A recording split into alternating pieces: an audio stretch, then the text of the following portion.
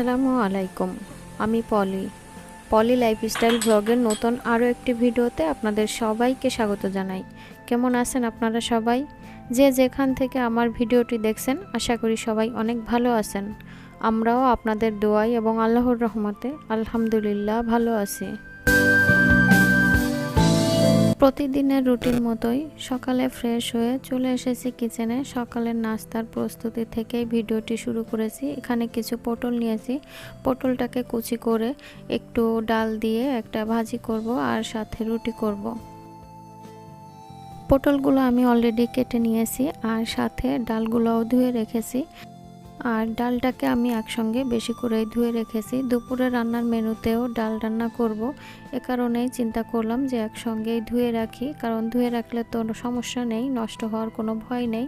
তো যাই হোক, ফ্রাই প্যানে তেল দিয়ে ডালটাকে একটু দিয়ে তেলে ভেজে নিয়েছি। তার ভিতরে পটলগুলো দিয়ে দিয়েছি।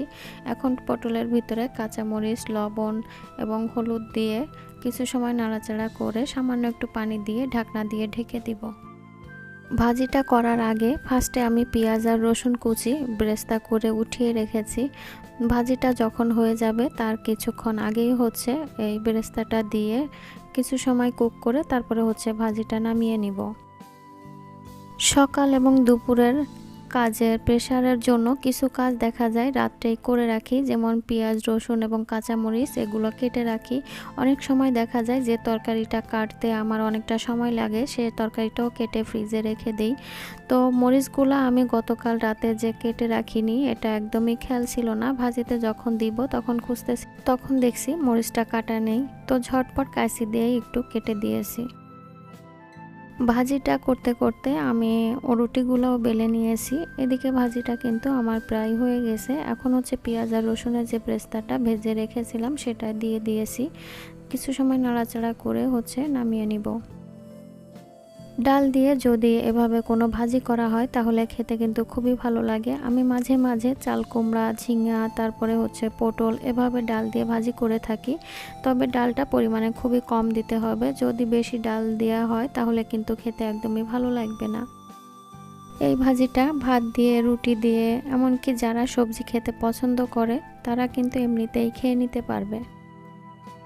যারা আমার ভিডিওটি দেখছেন তাদের কাছে একটা রিকোয়েস্ট করি, প্লিজ আমার ভিডিওটিতে একটা লাইক দিয়ে কন্টিনিউ করবেন। আর যারা নতুন আমার চ্যানেলে আজ প্রথম ভিজিট করছেন তারা চাইলে চ্যানেলটাকে সাবস্ক্রাইব করে পাশে থাকা বেল বাটনটি প্রেস করে আমার পাশেই থেকে যেতে পারেন।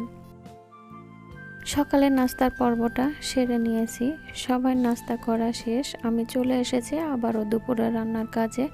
তো ডাল যতটা ছিল সবগুলা ডালই আমি দুপুরে রান্নার জন্য ধুয়ে রেখেছিলাম, আর সকালে তো ভাজিতে ব্যবহার করেছিলাম। তো ডালের বক্সটা খালি হয়ে আছে, আর ডালগুলো যেহেতু আনা হয়েছে চিন্তা করছি এখানে ওখানে না রেখে বক্সটাতেই ঢেলে রাখি। আর যখনই রান্নাঘরে এ ধরনের কোনো বাজার আনা হয় তখন আমি যতক্ষণ না এই বাজারগুলো উঠিয়ে রাখছি ততক্ষণ আমি যেন রান্নাঘরের কোনো কাজ করেই শান্তি পাই না। এ কারণেই রান্নাঘরে এসে আগে এই বাজারগুলো উঠিয়ে তারপরে জায়গাটা ফাঁকা করে অন্য কাজ করার চেষ্টা করি।